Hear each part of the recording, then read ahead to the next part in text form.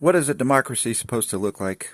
Well, first of all, it's not a democracy. It's supposed to be a democratic republic. And I'm not going to go into that because, first of all, I'm not the best at defining it on that subject. But it's supposed to look like going to the voting booths. And it's supposed to look like when you see a big crowd gather, it's supposed to be all in one accord like you do at a football game. Except you got two sides. You got one vote for one team and one side for another team, or a mix of crowds there. But they're peacefully gathering to watch the ball game usually. But it's supposed to look like this one here in America. We support capitalism, free market capitalism, which means you pay people for their labor. So instead of slavery, the Republicans created free market capitalism instead of and fought a war to end slavery. The Democrats fought to keep slavery instead of capitalism, and they're still against capitalism. They've always done things to try to hurt capitalism. They've promoted looting to hurt capitalism. They promote not just looting, they promote stealing from stores is okay. It's no big deal. You're not hurting anybody by stealing from a market, and you are, because when they take inventory, somebody getting paid minimum wage gets fired when there's missing items coming up. But first of all, you don't want to hurt capitalism because it pays people for their labor. You don't want to go back to slavery. All right. So the other part of a democratic republic is, well, you vote for different issues. And I wanted to summarize this. I did a long version. This is the short version. And so I came up with stuff as I went through analyzing and getting sidetracked. I came up with a lot of points that I forgot. I had them in my mind, and I had somebody called me to go somewhere else, and I had to go come back. So anyhow, I'll just say here it is. One of the main points is that you don't want to protest.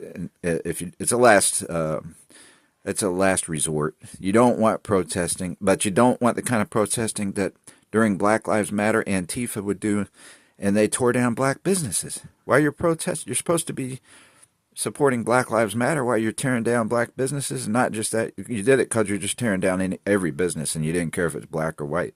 You just cared that it was American business you're tearing down, right? And so you're trying to show anger and falsify that people are out to hurt black folks, when the real statistics show it's the other way around. There's more white folks that get hurt just for being white. And the truth is, a lot of times when the Democrat Party would show police videos and stuff, that whoever got hurt by police attacked the police first. And so y'all didn't teach people to try to be rational and reasonable and calm and try to get along with the police, and just, if you're caught at something, or they think you got caught at something, let's just deal with it rationally and sort it out that way, instead of get an extra charge for starting a fight with them, or possibly get hurt, right? So that's big. It's a big scam, the way they did that. It's not a scam that Black Lives Matter. They turned it into a scam, but they were trying to protect drug cartels, to help drug cartels make slaves of black people. They were protecting ghettos for drug cartels to help gangs, even black on black slavery and violent gangs, to take over the neighborhoods, instead of putting nonviolent drug offenders in jail, which that's what the leading violent gangs do. They set them up to go to jail. And then they get to run the neighborhoods and enslave the neighborhoods. And whoever comes in there that might be tempted, however they tempt them to do it, with a pretty woman attracting some lonely single man or whatever, and who thinks he can be their hero, that kind of stuff. It happens, and it's not always when people meet and they just want to get to know somebody, it's not always a bad thing, right? But they make it look bad because you met somebody in this place, that's another place, but a human being's a human being, right? So when it comes to being social and talking sometimes. So, but you have, I didn't mean it to be this long, but I'll try not to be much longer. So protests aren't supposed to be violent, first of all. So the recent No Kings protests looked pretty peaceful compared to past times, except when some people did come out there that weren't peaceful, because that's part of how the Democrats are, a lot of them. And they were praising killing Charlie Kirk and stuff like that, and saying we're going to do it to more people. And that's pretty typical of Democrats. Like Democrats own like the homeless shelters in all the country. You're not allowed to say anything Republican or support Trump, or you're really in danger of getting killed. That's been for years and years. That's been going on, and so that's wrong. That they keep putting violent people out of jail, really to run homeless shelters and take over homeless shelters and take over the streets.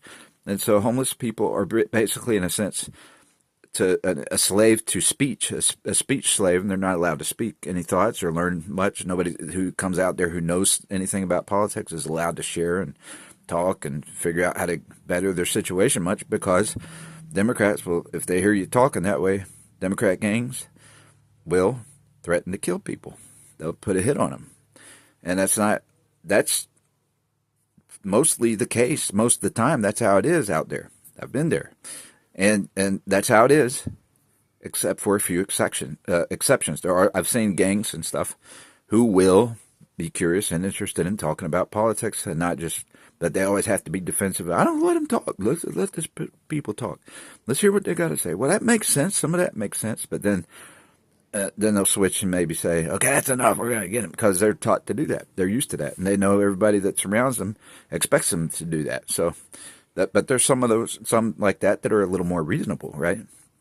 So democracy is supposed to allow you to talk about these things. I mean, the Democratic Republic is supposed to allow people to be able to talk like that without the threat of violence, without the threat of being in danger. You're supposed to be able to discuss, well, there's no real proof of any other God except Jesus. And if there's no God, no real proven God in any religion, then that can't be a real religion. And then Jesus died on the cross and rose from the dead, and he gave us the only proof of a real God. He's the only one that's real evidence of a real God who has power of life and death and after the second life.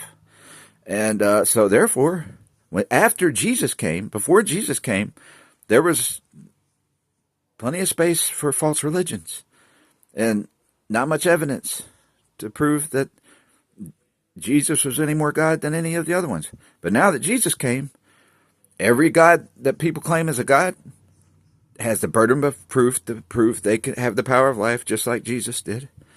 And if they don't, it's false religion. So really, any religion aside from Christianity is a false religion. So there are false sectors of Christianity that claim Jesus is not the Trinity, and like the Jehovah's Witnesses and Mormons, and those are the main ones, I guess. But there's probably a few more.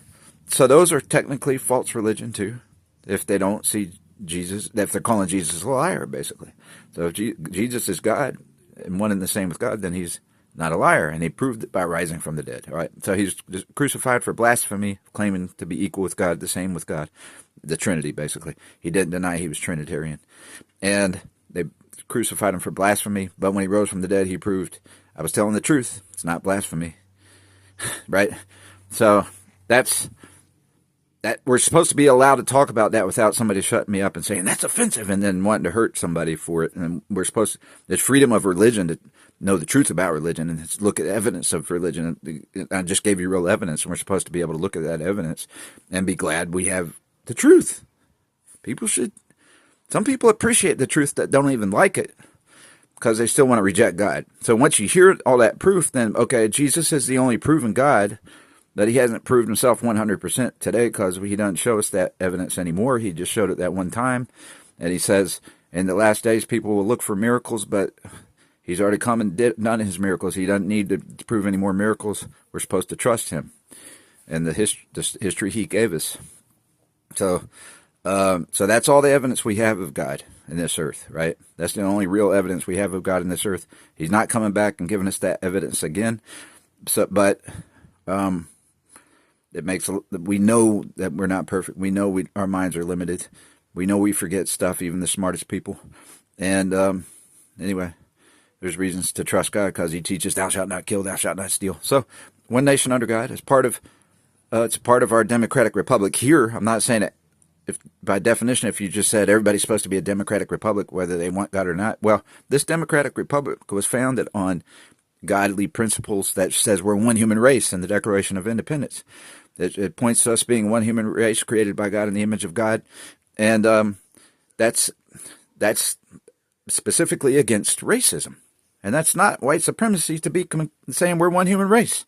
So the Democrats are the side of the government that wanted to keep that bought into evolution instead of and that came up with the white supremacy and now black supremacy. And there's probably been black supremacy a lot longer than people think. Even back in the 50s, I've seen it in videos of black supremacists, and they weren't called that, but that's what they are. And some of the black liberation people are that, I think. If I recall seeing some, I hadn't seen some of the footage in a while, but I would say some of them are. A lot of the new Black Panthers are black supremacists. A lot of the Islamic blacks are black supremacists because they claim that Christianity is a white religion and Islam is a black religion, and that's not accurate. That's Islam is an Arab religion. It was founded in Saudi Arabia, and it was so that's a trick because what they're doing is killing all the Christian Africans in Nigeria, where slavery used to be prevalent, and that might show us because it's still happening. That might be proof that showing us that the slavery that's continued there, that people act like didn't continue, like they're acting like Europeans made that slavery. No, they didn't. They had slavery in Africa. They're the ones that had the most slaves to sell back then. I think India has the most now. I'm not sure, the most slavery. But I wanted to look that up today, by the way. So this didn't end up being as short as I wanted, obviously. Maybe I'll do another shorter version. So, but democracy, democratic republic is supposed to do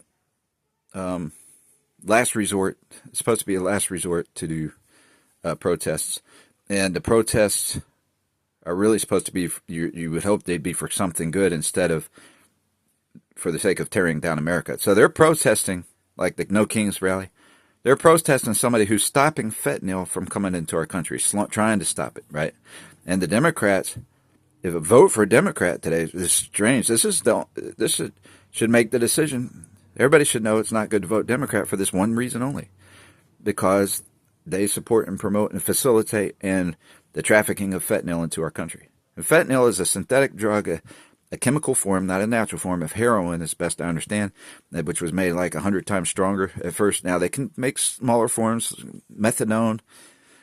I think methadone, you don't really need fentanyl if you have methadone. Methadone is a synthetic form of heroin, but it was made to be a medicine and help people, and that because you can't just come off heroin. If you've been on it a long time, you'll have heart failure. So methadone actually helps people come off and stay off heroin without having heart failure. And I've known a person that succeeded at that.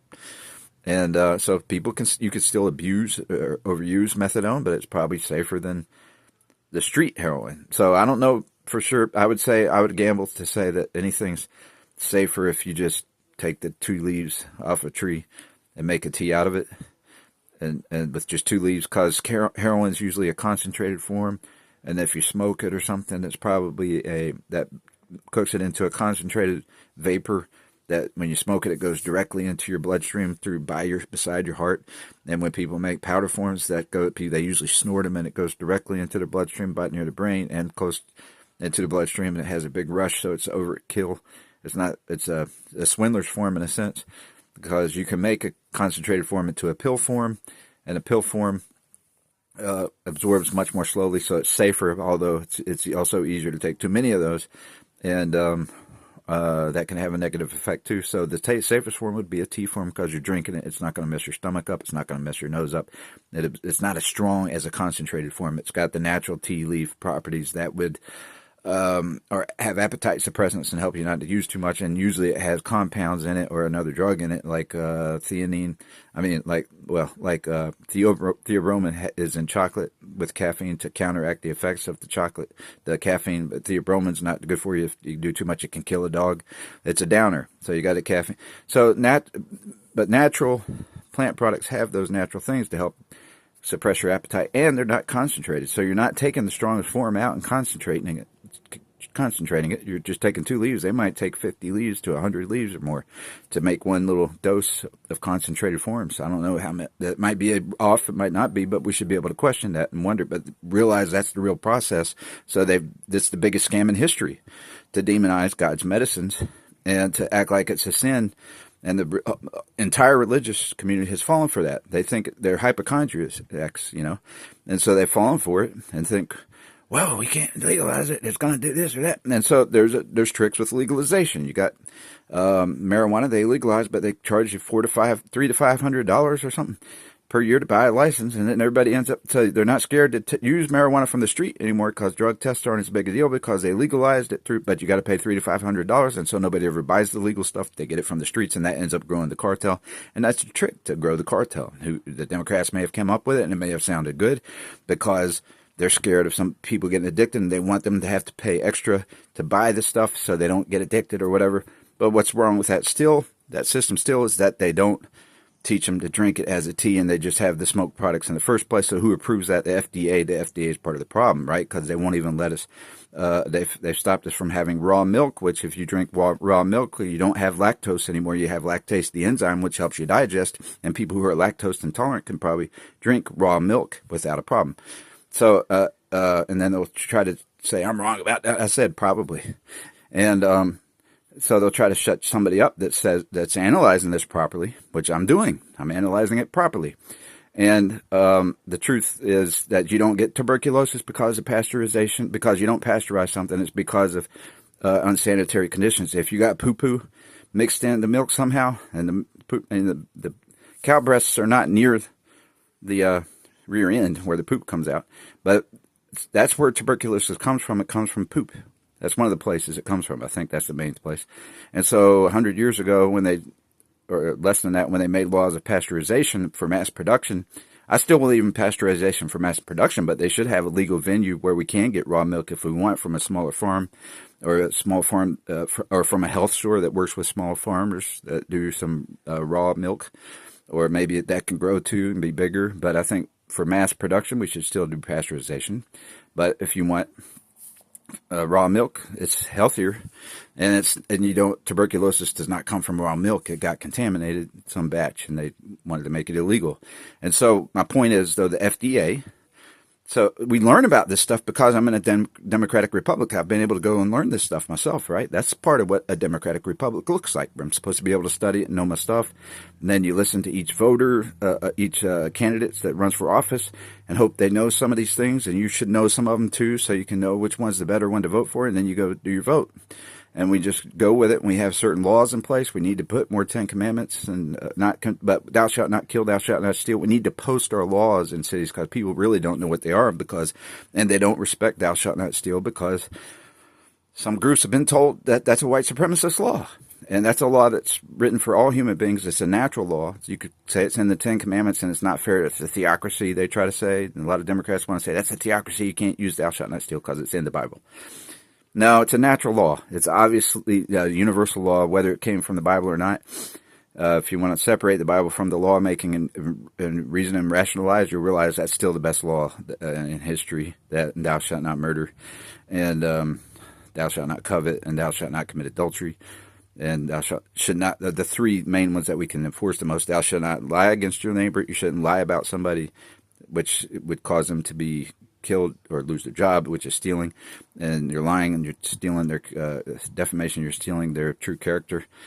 You're lying about them. And so thou shalt not lie about people. Thou shalt not, and you shouldn't overcharge people either, right? If it's an accidentally, something said accidentally, you can take it back. You're not there trying to harm them. But a lie, you're trying to harm somebody, first of all. But don't steal, don't kill. We can enforce those three. And we should, because it protects your life, it protects your property, even the thief. And so we can forgive the thief. And I didn't mean to get into all that so much, but a democracy, this is what a democratic republic looks like. You're supposed to be able to talk these things through without somebody beating you up and silencing you. And you're supposed to be able to listen and do feedback back and forth. And you can tell if somebody's being genuine or not. And if I didn't say everything completely accurately, you shouldn't all of a sudden disqualify it. Just shut it out and close it down. You're trying to get rid of a democratic republic by doing that. And I gotta go. But it's a protest. They're protesting to bring fentanyl in, generally. And but I have to go.